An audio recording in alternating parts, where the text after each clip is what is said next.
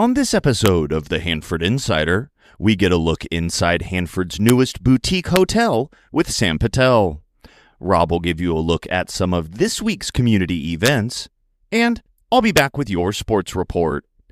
This is the Hanford Insider for Monday, May 4th.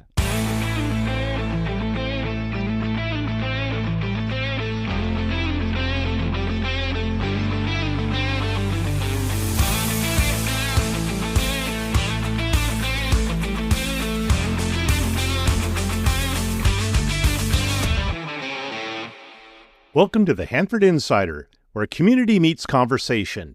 We spotlight the people, events, and ideas moving Hanford forward, sharing the positive stories that define our community one story at a time. I'm your host, Rob Bentley, so let's get started. In community news this week, the Hanford City Council will meet on Tuesday. The study session begins at 4 p.m., and the general meeting begins at 7 p.m. in the council chambers located inside the Hanford Civic Auditorium. If you can't make it in person, you can always watch online at hanford.city. Hanford is starting a new girls' NFL flag football league. This will be for girls ages 13 to 17. If your family's interested, call the city at 559-585-2525 for more information.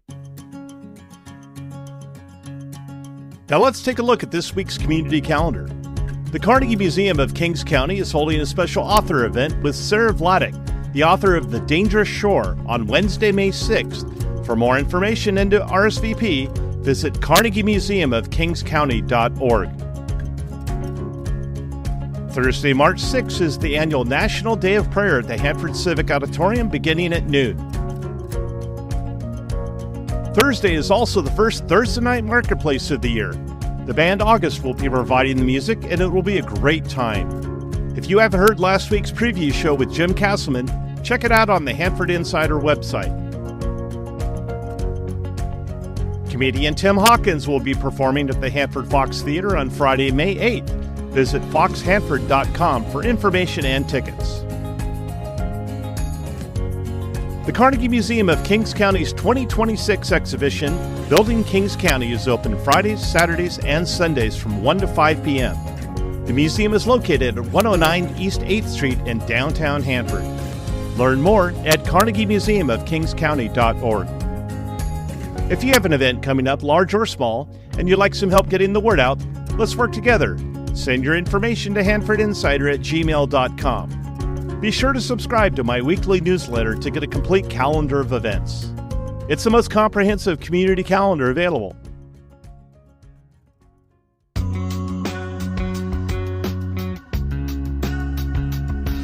Well, I'm sure you have seen the construction going on at the old Comfort Inn down at the end of Irwin Street and 6th Street in downtown Hanford. And this place looks fantastic. And I'm so excited to be here with Sam Patel, who is the owner of the hotel. And he's here to tell us about all the great things going on here at the Hanford Hotel. Welcome to the show. I appreciate it. Thank you so much for having me. Once again, my name's Sam Patel. I invested into Hanford in July of 2019, having a vision, continued the Comfort brand all the way till 2025, and thought about converting it to the Hanford Hotel, which sits perfectly with the city of Hanford, being a very well located in the historic downtown of Hanford, bringing a charm to the city, a new vision, which I had when I took over in 2019, knowing that bringing something different to the city of Hanford, which no one has brought, especially after the Irwin Inn had been basically shut down. And now seeing and looking at this story since we took over, it's been an ongoing story, and it seems like the story never ends. I personally think that my goal is to end the story in 2027. As you all know, that we've started this beautiful construction, over $3 million construction back in 2019. We've now completed the outside of the entire building.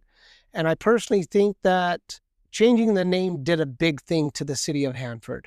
I think it brought a really big awareness that we as investors of Hanford, I personally think the name, people really enjoyed seeing the change. Yeah, it certainly has made a change, and you've made not only improvements on the outside that we can see, but a lot has gone into the work in the rooms and the breakfast area. Can you kind of elaborate a little bit more on the improvements you've done in the rooms and the surrounding areas? Inside the rooms, we've basically made it modern where we've removed our carpets and went with LVT for hygienic purposes. We've made our bathrooms more like a home feel, more of a boutique. We've installed new 50 and 55-inch TVs in the rooms. All the rooms come with microwave refrigerators. Our breakfast is extended, something that I've always wanted to give back to a guest leaving the hotel with a full stomach and not worry about having early lunch. Our breakfast contains of several different items throughout the week. We do anywhere from bagels, eggs, omelets, sausages, biscuit and gravy. We have burritos. So it's plenty of variety for the consumer. Sam, I know you own multiple properties throughout the state, and you're not necessarily a Hanford resident. You bebop back and forth between all these investments, but what properties do you have in the local area that people might recognize or be able to check out as well? Our family has the Home 2 in town, as well as the Best Western in Lemoore. Those are franchises as well. Our property here is a franchise. We're under choice, such as Comfort was in choice, but we've elevated our brand to an Ascend Collection. Ascend Collection is a boutique segment of the Choice family. So we are one level above Comfort Inn. Okay. Yeah, well, it certainly looks nice. I would imagine, though, in this climate with California's economy and everything, there are plenty of challenges. And I know we spoke of the construction challenges. In a little bit, we'll get to some of the things that are still going on in the works. But I thought, as a hotel owner, investor, what are some challenges that you have to overcome to open a place like this? I would say, first and foremost, having the employee is a very important segment of this business, as we're a hospitality industry serving the consumer, making them feel comfort away from home. And that's what I preach daily to my staff, that we have to go over and beyond their expectations, especially now being a boutique segment. It's one level above that we have to cater to. It's not just a regular inn or regular other franchise that serves the day-to-day consumer that comes into any other hotel. Mm-hmm. Sam, being downtown, of course, has its challenges as well as its rewards. And we'll talk about the rewards in just a minute. But I think it's probably a pretty good idea to look at the big picture of being downtown and what are some of the challenges that you find being a hotel downtown? Our biggest challenge here, I must say, is unfortunately the homeless population that we have that stroll through downtown. I've done as much as I can besides hiring a full-time security company. But when we took over the property, there was approximately 16 cameras on the premises. And we've now got 52 cameras on the property. We've installed lights in the parking lot that we bought from the city of Hanford a couple of years ago. But it seems like the homeless issue continues. And I understand it happens in all cities, but that's something that I would love to see the city of Hanford kind of step up, because we do bring a lot of revenue to the city, taxes, as well as our consumers are going out to restaurants, bars. So there's a lot of money that is getting fed into the city of Hanford through these hotels. Yeah, having traveled myself to hotels, I know that sometimes it can be a challenge if you want to go out at night and grab a drink or a nice meal or something and have to step over people sleeping in doorways and such. So it definitely becomes a challenge. Let's spin it to the positive and let's talk about some of the visitors that you've had and some of the things that they've enjoyed about not only your hotel, but maybe the surrounding area in downtown Hanford. Our biggest event that we have annually, everyone should know, is the ag show that comes in. We have people that come from Europe, Brazil, all parts of the country, and they do really enjoy being part of downtown, walking to local restaurants. They really enjoy Zaytuna's restaurant right on the corner, the Mediterranean restaurant, if you haven't eaten there. Breakfast is amazing, not just at the hotel here, but across the street at Stars Restaurant. Local bars, they've enjoyed the winery down at the corner by Fox Theater, and our Supreme Dairy ice cream, the famous Superior ice cream. Dairy. Yeah. So those are great places that visitors have enjoyed. They've also enjoyed coming to the Fox Theater. We've had quite a few people that's booked here. And then I can't wait until May next week, our opening of the market. Oh, Thursday Night market. We had that on last week's show. Yes. So Thursday night market does bring a lot of attraction to our guests, something to do on Thursdays. And I know Michelle Brown has done an excellent job of creating a beautiful atmosphere on Thursday nights. Your social media presence is great. Whoever's doing your Instagram account, give them a raise. They have really shown off the best things about this place and the things that are going on. When I pulled up, I saw the guys had the screens off the windows, working on that. But what's still to come? Oh my goodness, what's still to come? So we're finishing up our swimming pool as we speak. That should be opened up May 18th. Our outside canopy at our main entrance is going to be installed the second week of May, as well as the final touches of our landscaping, as well as our special downlights to populate the building and give it this beautiful look in the evening time as you're coming down from downtown. Finally, we've got 2 signs coming on both sides of the building, like our main entrance that says the Hanford Hotel, which will be installed the second week of June. One thing I noticed is the attention to detail. You admitted yourself, you're particular on all the details. And how's that been going? I know you've had difficulties with some of the contractors, but probably the reason is you really care about the look of what this is going to be. Oh man, talking about our stucco, the stucco company's been here since April of 2025. Next week is going to be the last week. They're going to finish up. I had them go back and redo some touches that I didn't really completely liked, I should say. I'm very detailed about how the building looks, especially outside. Inside, we go over and beyond. Our rooms are spectacular.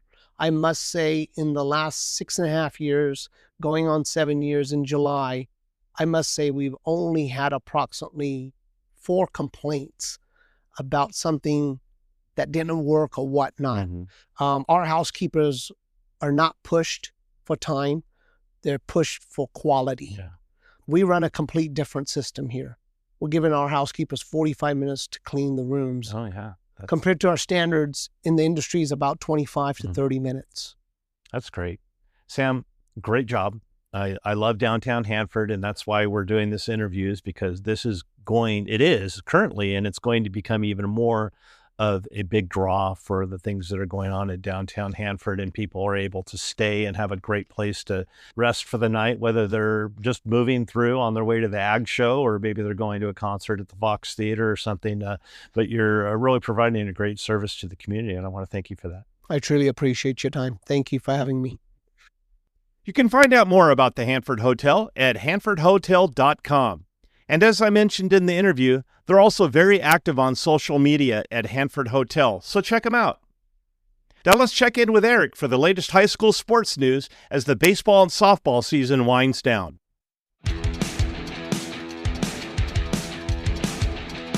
And now it's time for Hanford Insider Sports with Eric Bentley. We'll start with baseball, where a pair of teams had a successful week of action last week. The Hanford High baseball team went 2-0 in their 2 league games to improve to 8-3 in WYL play this season. Wednesday's game versus Dinuba was headlined by a stellar showing from Hayden Keeney on the mound, as the senior went all 7, striking out 11 and only allowing 2 hits in the 7-1 bullpup win. Friday's showdown with a struggling Tulare Union team saw Hanford High assert dominance early, jumping out to a 10-0 lead through 3 innings, eventually winning in 6 innings, 16-4. At second place in the WIL, it'll be a tough task for the Bullpups to climb to the top of the league standings, but they'll get a shot at league-leading Tulare Western at home on Wednesday before going to Tulare to face off with Mission Oak on Friday. The Sierra Pacific baseball team also picked up a pair of wins last week. They were non-league wins over Hanford West. It was an all-around solid series for Sierra Pacific, with the pitching staff limiting the Huskies to only 2 runs in the 2 games, while the offense combined for 14 runs to cruise to the victories. With those games being non-league games, the Golden Bears know what they have to do in order to share a league title with Kingsburg. Since the Vikings won their 2 league games last week, they hold a 2-game lead in the win column, so Sierra Pacific will need to take both games from Kerman this week, with the action getting started at Sierra Pacific on Tuesday. And the 2 losses to Sierra Pacific dropped Hanford West to 9-15 overall, with their final 2 games of the season coming up this week with Emmanuel. Out to softball now, where Sierra Pacific softball picked up a pair of league wins over CVC and Washington Union last week. The offense was rolling in both games as the Golden Bears took down the Cavaliers 13-7, then the Panthers 14-4.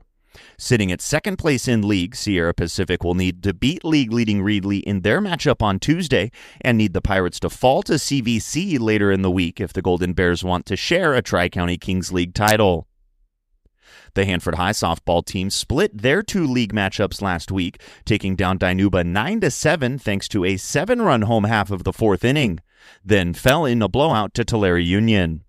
2 more league games on the schedule this week for the Bullpups, at Tulare Western and home versus Mission Oak. And it was a tough week for the Hanford West softball team, falling in both league games last week. Tuesday, it was a 4-0 loss to Selma, which allowed the Bears to jump the Huskies and move to second place in the league standings, and then a 2-1 extra innings loss to Kerman as Hanford West falls to 3-4 in league play, with 1 league game remaining on the schedule at Kingsburg on Tuesday before closing out the regular season at Sierra Pacific on Friday. As always, if you have a score report or a team update for any team in any sport at any level, you can let us know by emailing hanfordinsider@gmail.com. I'm Eric Bentley, and this has been your Hanford Insider Sports Report. And that wraps things up for this week's show. If you're enjoying the podcast and you want to support it, you can head over to buymeacoffee.com/Hanford Insider to make a donation, or you can Venmo me directly. To stay connected, join the Hanford Insider email list at hanfordinsider.com. You'll get weekly updates plus an exclusive newsletter delivered right to your inbox each week. I also really appreciate your help spreading the word by liking or sharing on social media, or just telling a friend. You can follow the show on Facebook, Instagram, Threads, X, and YouTube at Hanford Insider for more content and updates. And if you've got a show idea, be sure to email me at hanfordinsider@gmail.com, and I'd love to hear your suggestions. Thanks for listening to the Hanford Insider Podcast. Have a great week.